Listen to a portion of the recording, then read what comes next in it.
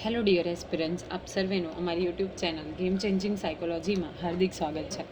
આજના વિડીયોમાં આપણે પ્રોબેશન ઓફિસર, ચીફ ઓફિસર તેમજ અન્ય કેટલીક સરકારી પરીક્ષાઓ માટે સમાજ કાર્ય એટલે કે સોશિયલ વર્ક એ સબ્જેક્ટ અગત્યનું છે.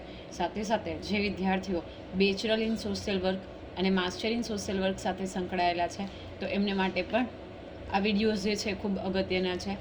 અને આ સમાજ કાર્ય વિષય અંતર્ગત આપણે સેવાર્થી તંત્ર અને લક્ષ્યાંક જૂથમાં દરમિયાનગીરીની પ્રક્રિયા એ પ્રકરણની ચર્ચા કરી રહ્યા છે.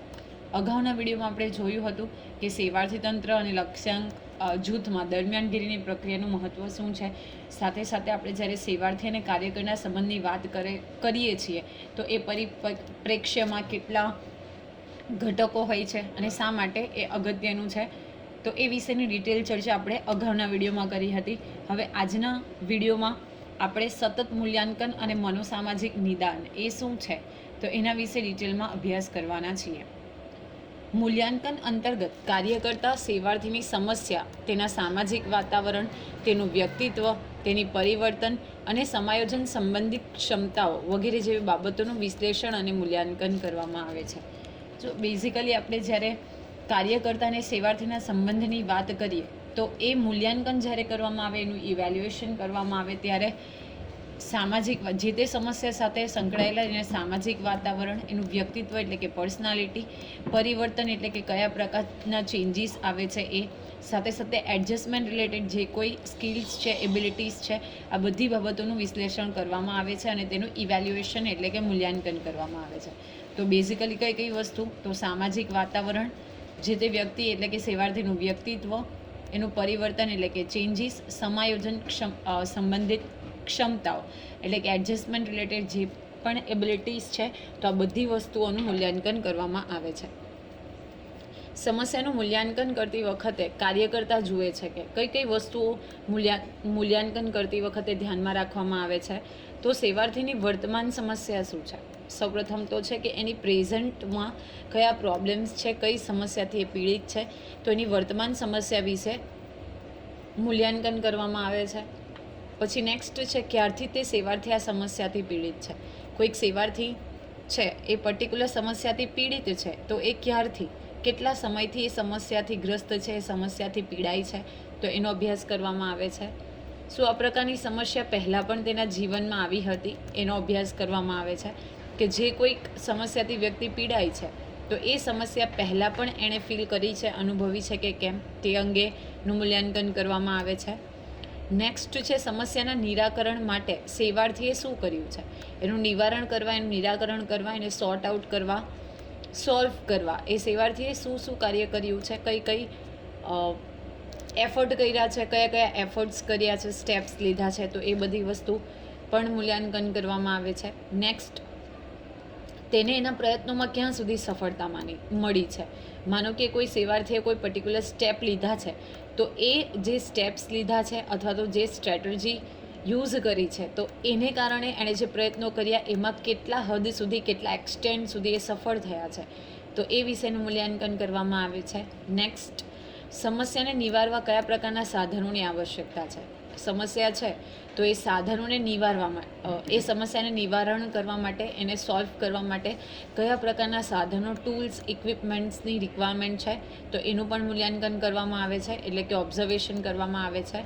નેક્સ્ટ, સેવાર્થીને ક્યાં સુધી અને કયા પ્રકારનું જ્ઞાન છે, ઓકે, કેટલું જ્ઞાન છે એની પાસે અને કયા પ્રકારનું જ્ઞાન છે, તો એ વિશે પણ કાર્યકર્તા બાબતોને ધ્યાનમાં રાખે છે. નેક્સ્ટ, સેવાર્થી સ્વયં પોતાની સમસ્યા ઊભી થવા પાછળ કયા મુદ્દાઓને જવાબદાર ગણે છે. માનો કે કોઈ સમસ્યા ઊભી થઈ ગઈ છે તો સેવાર્થી એ સમસ્યા ઊભી થવા માટે કયા કારણો, કયા મુદ્દાને જવાબદાર ગણે છે. કોઈક વ્યક્તિને રિસ્પોન્સિબલ માને છે, કોઈક વાતાવરણને રિસ્પોન્સિબલ માને છે, શું છે. જ્યારે પણ કોઈ પ્રોબ્લેમ ક્રિએટ થાય છે તો જનરલી આપણે બીજાને, કોઈક વ્યક્તિને દોષિત માનીએ છીએ કે બીજા કોઈક ફેક્ટર રિસ્પોન્સિબલ હોય છે. તો અહીં પોતાની જે સમસ્યા ઊભી થઈ છે તો એની પાછળ એ કયા મુદ્દાઓને જવાબદાર માને છે, કઈ વસ્તુઓ એવી છે કે જેને પોતે જવાબદાર માને છે પોતાની સમસ્યા ઊભી થવા પાછળ, તો એ બાબતનો પણ અભ્યાસ બેઝિકલી કાર્યકર્તા કરે છે. નેક્સ્ટ છે સમસ્યા સંબંધિત તેની જાણકારી ક્યાં સુધી છે. કોઈ પ્રોબ્લેમ થયો છે તો એ પ્રોબ્લેમ રિલેટેડ એની પાસે ક્યાં સુધીની જાણકારી છે, તો એ વસ્તુ પણ ખૂબ અગત્યનું છે. નેક્સ્ટ છે સમસ્યાથી તેના આંતરિક અને બાહ્ય જીવન ઉપર કોઈ પ્રભાવક અસર થયેલી છે કે કેમ. તો આ વસ્તુ પણ ઇમ્પોર્ટન્ટ છે કે કોઈક સમસ્યાને કારણે એનું આંતરિક જીવન અને બાહ્ય જીવન ઓકે તો એની ઉપર કોઈ પ્રભાવક અસર થઈ છે, એની ઉપર કંઈ પોઝિટિવ કે નેગેટિવ ઇફેક્ટ થઈ છે, તો એ વિશેની પણ આ બાબતમાં બેઝિકલી ધ્યાન રાખવામાં આવે છે. કાર્યકર આ બધી જ વસ્તુઓ શું કરે છે, ઓબ્ઝર્વ કરે છે. આમ આ રીતે સમસ્યા સંબંધિત વિભિન્ન બાબતોની જાણકારી ઉપરાંત કાર્યકર્તા અને તેના આંતર સંબંધ પણ સ્થાપિત કરે છે. ઓકે, એક તો જાણકારી તો મેળવે જ છે એટલે કે ઇન્ફોર્મેશન કલેક્ટ કરે છે, સાથે સાથે આંતર સંબંધ એટલે કે એક રેપો પણ એસ્ટાબ્લિશ કરે છે. ઓકે, સેવાર્થીના વ્યક્તિત્વનું મૂલ્યાંકન કરતી વખતે કાર્યકર્તા તેની અહમ શક્તિ ઉપર વિચાર કરે છે. જ્યારે એની પર્સનાલિટીનું ઇવેલ્યુએશન કરવામાં આવે છે તો તેની અહમ શક્તિ ઈગો, ઓકે, તો એના ઉપર વિચાર કરે છે. જો તમને ખબર હોય કે ઈગોનો કોન્સેપ્ટ કોણે આપ્યો છે, ઈડ ઈગો, સુપર ઈગો અને ઈગો, તો તમે કમેન્ટ બોક્સમાં કમેન્ટ કરી શકો છો.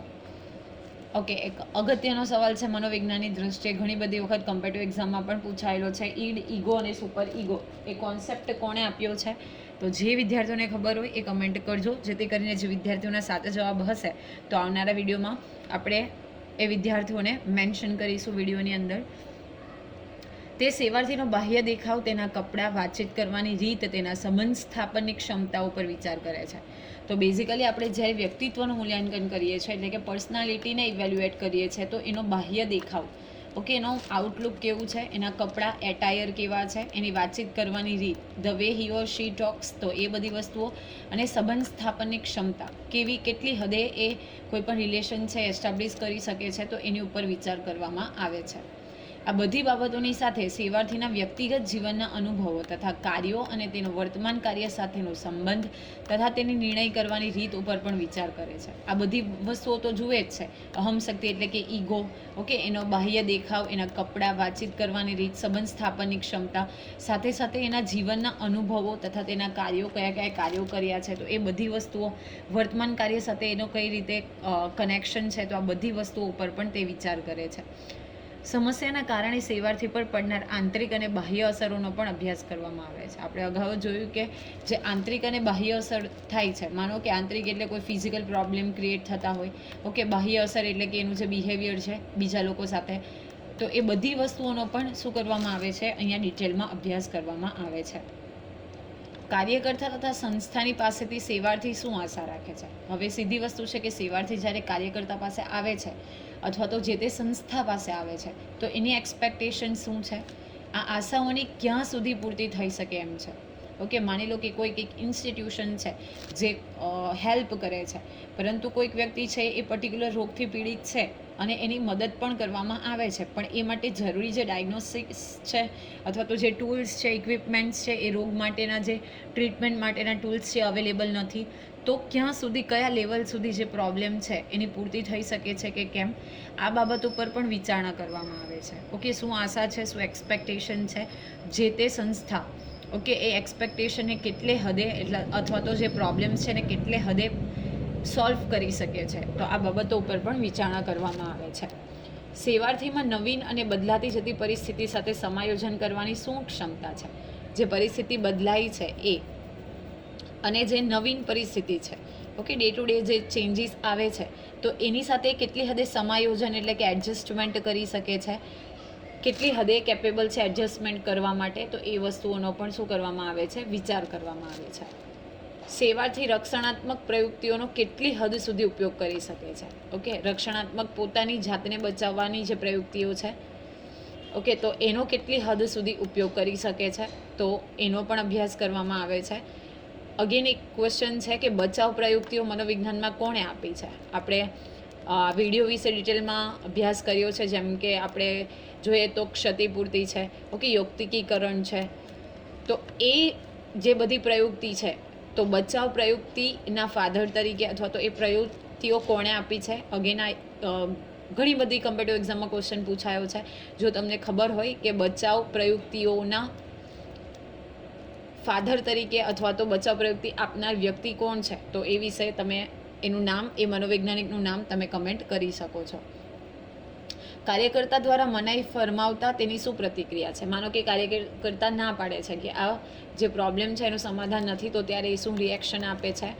એટલે સેવાર્થીના સતત મૂલ્યાંકનમાં તેના વ્યક્તિત્વના જુદા જુદા પાસાઓની જાણકારી મેળવવામાં આવે છે. ઓકે, 360 ડાયમેન્શનથી ચેક કરવામાં આવે છે, જુદા જુદા પાસાઓની જાણકારી મેળવવામાં આવે છે. સેવાર્થીના સામાજિક પર્યાવરણનું મૂલ્યાંકન કરતી વખતે કાર્યકર્તાએ સેવાર્થીની પરિસ્થિતિ, વિભિન્ન ઘટનાઓ અને તેના સંપર્કમાં આવનાર વિભિન્ન વ્યક્તિઓ ઉપર વિશેષ ધ્યાન આપવામાં આવે છે. જો જ્યારે આપણે સામાજિક પર્યાવરણનું મૂલ્યાંકન કરીએ છીએ, એટલે કે સોસાયટી સોશિયલ એલિમેન્ટ્સનું ઇવેલ્યુએશન કરીએ છીએ, તો ત્યારે એની પરિસ્થિતિ, એની પોઝિશન, વિભિન્ન ઘટનાઓ એટલે કે ડિફરન્ટ જે ઇવેન્ટ્સ છે એ સંપર્કમાં આવનાર વિભિન્ન વ્યક્તિઓ, કઈ કઈ વ્યક્તિઓના સંપર્કમાં આવે છે, કઈ વ્યક્તિ સાથે હળે મળે છે, ઓકે, કોની સાથે ટાઈમ સ્પેન્ડ કરે છે, તો આ બધી વસ્તુઓને પણ એટલું જ પ્રાધાન્ય આપવામાં આવે છે, એની ઉપર ધ્યાન આપવામાં આવે છે. સેવાર્થી પોતાના વર્તમાન પર્યાવરણ અંતર્ગત કઈ વ્યક્તિઓને સૌથી વધુ મહત્વપૂર્ણ સમજે છે, તેની સાથે તે કયા પ્રકારની પ્રતિક્રિયા કરે છે, તો એ વસ્તુઓને પણ ધ્યાનમાં રાખવામાં આવે છે. સૌથી વધુ વ્યક્તિ કોને ઇમ્પોર્ટન્સ આપે છે, કોને સમજે છે, એની સાથે કયા પ્રકારની પ્રતિક્રિયા એટલે કે એક્શન રિએક્શન કરે છે, તો આ બધી વસ્તુઓનો પણ અભ્યાસ કરવામાં આવે છે. સામાન્ય રીતે સેવાર્થી કયા વ્યક્તિઓના વિશેષ સંપર્કમાં આવે છે અને તે વ્યક્તિ સેવાર્થીના આંતરિક અને બાહ્ય દબાણોને વધારવા કે ઘટાડવામાં ક્યાં સુધી મદદ કરે છે. ઓકે, જે કોઈ વ્યક્તિ સાથે કનેક્ટ હોય તો એ વ્યક્તિ આંતરિક અને બાહ્ય દબાણો, પ્રેશર, ડિપ્રેશન, સ્ટ્રેસ, એન્ઝાયટી વધારવામાં કે ઘટાડવામાં ક્યાં સુધી મદદ કરે છે, કેટલી હદે એ હેલ્પફુલ થાય છે, તો એ વસ્તુઓનો પણ અહીંયા અભ્યાસ કરવામાં આવે છે. તો બેઝિકલી આપણે વાત કરીએ તો સૌપ્રથમ સમસ્યાની ઓળખ કરવામાં આવે છે, જેને આપણે વ્યક્તિગત અભ્યાસ તરીકે પણ દર્શાવી શકીએ કે સૌપ્રથમ જ્યારે સેવાર્થી આવે છે તો સૌપ્રથમ એની શું કરવામાં આવશે? સમસ્યાની ઓળખ.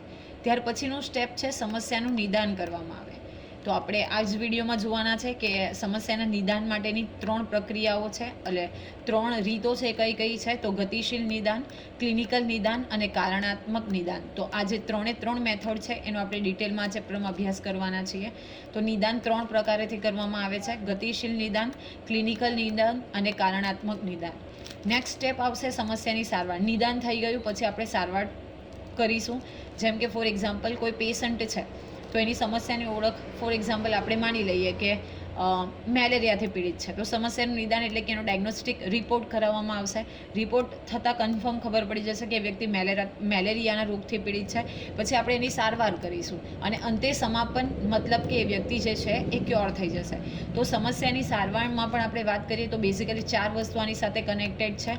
એક છે સારવારનો ઉદ્દેશ્ય, એનું કેન્દ્ર અને એનું કેન્દ્રબિંદુ. શા માટે સારવાર કરવામાં આવે છે, એનો ઉદ્દેશ શું છે અને એનું મિડલ સેન્ટર પોઈન્ટ શું છે, એ વ્યવહારિક સંબંધોનો વહીવટ, પર્યાવરણમાં બદલાવ અને પ્રત્યક્ષ સારવાર. આ બધી જ વસ્તુઓ જે છે એની આપણે ડિટેલમાં ચર્ચા કરવાના છીએ. અને એન્ડમાં આવશે સમાપન, એટલે કે જે કોઈ સમસ્યા છે એ સમસ્યાનું સમાધાન થઈ જશે, એ સોર્ટ આઉટ થઈ જશે.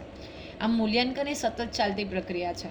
વારંવાર મેં તમને કીધું છે કે આ બેઝિકલી અગત્યનું સ્ટેટમેન્ટ છે કે મૂલ્યાંકન એ કેવી પ્રક્રિયા છે, તો સતત ચાલતી કન્ટિન્યુઅસ પ્રોસેસ છે. તેમાં સમસ્યાની ઓળખ, સમસ્યાનું નિદાન, સારવાર, સમાપન સુધીની તમામ સર્વગ્રાહી મૂલ્યાંકનમાં સમાવેશ થાય છે. જો અગત્યનો વર્ડ છે સર્વગ્રાહી મૂલ્યાંકન, એટલે કે બધી જ બાબતોનું ડિટેલમાં મૂલ્યાંકન, 360 ડાયમેન્શન. તો એ બધી જ વસ્તુઓ એમાં સમાવિષ્ટ છે. આ સમગ્ર પ્રક્રિયા વૈજ્ઞાનિક ઢબે થાય તે જરૂરી છે. અગેન એક મેથડથી પ્રોપર ચેઇન ફોલો કરીને કરવામાં આવે એ જરૂરી છે. મનોસામાજિક નિદાનની વિગતવાર ચર્ચા આપણે અહીંયા કરવાના છે ડિટેલમાં, કે આજે બેઝિકલી મનોસામાજિક નિદાન છે, ગતિશીલ નિદાન, ક્લિનિકલ નિદાન અને કારણાત્મક નિદાન એ શું છે, શા માટે એની રિક્વાયર્ડમેન્ટ છે, તો એની આપણે ડિટેલમાં ચર્ચા કરવાના છીએ. સૌપ્રથમ આપણે વાત કરીએ મનોસામાજિક નિદાન એટલે કે સાયકોસોશિયલ ડાયગ્નોસિસ. મનોનો મતલબ જ થાય છે સાયકો, એટલે કે માનસિક રીતે સંકળાયેલી, અને સામાજિક એટલે કે સોશિયલ ડાયગ્નોસિસ. તો નિદાન એટલે શું? અગત્યની વ્યાખ્યા છે કે મેરી રિચમેન્ડના મત અનુસાર સામાજિક નિદાન શક્યતઃ સેવાર્થીના વિશિષ્ટ વ્યક્તિત્વ તથા સામાજિક સ્થિતિની યોગ્ય વ્યાખ્યાયિત કરવાનો પ્રયાસ કરે છે. જો શું છે તો સેવાર્થીના વિશિષ્ટ વ્યક્તિત્વ એટલે કે એની જે પર્સનાલિટી છે એ, અને સામાજિક સ્થિતિ એટલે કે સોશિયલ જે પોઝિશન છે એને વ્યાખ્યાયિત કરવાનો પ્રયાસ કોણ કરે છે? તો સામાજિક નિદાન કરે છે. નેક્સ્ટ છે હર્બર્ટ આપટેકરના મત અનુસાર નિદાનાત્મક સંપ્રદાયના દૃષ્ટિકોણ અનુસાર નિદાન તે સમસ્યાના કારણની શોધ છે જે સેવાર્થીને કાર્યકર્તા પાસે મદદ માટે લઈ જાય છે. શું છે? તો સમસ્યાના કારણની શોધ છે. સમસ્યા થવા પાછળનું કારણ શું છે? તો એનું એક પ્રકારની શોધ છે જે શું કરશે? સેવાર્થીને કાર્યકર્તા પાસે મદદ માટે દોરે છે. ઇલિસ નામની જે વૈજ્ઞાનિક આપણે એવું કહી શકીએ કે વિદ્વાન છે, ઇલિસ નામના વિદ્વાન, એ મનોસામાજિક વિચારધારાને વ્યવસ્થા આધારિત વિચાર સમજે છે. અગેન ઇમ્પોર્ટન્ટ છે કે કયા વિદ્વાન જે છે આ મનોસામાજિક જે વિચારધારા છે એને વ્યવસ્થા આધારિત વિચાર સમજે છે. તો ઇલિસ નામના વિદ્વાન છે એ. અર્થાત કોઈ વ્યક્તિની મદદની યોજનામાં નિર્માણમાં તેની આંતરિક પ્રણાલી જ નહીં પરંતુ બાહ્ય પ્રણાલી ઉપર પણ ધ્યાન આપવામાં આવે છે.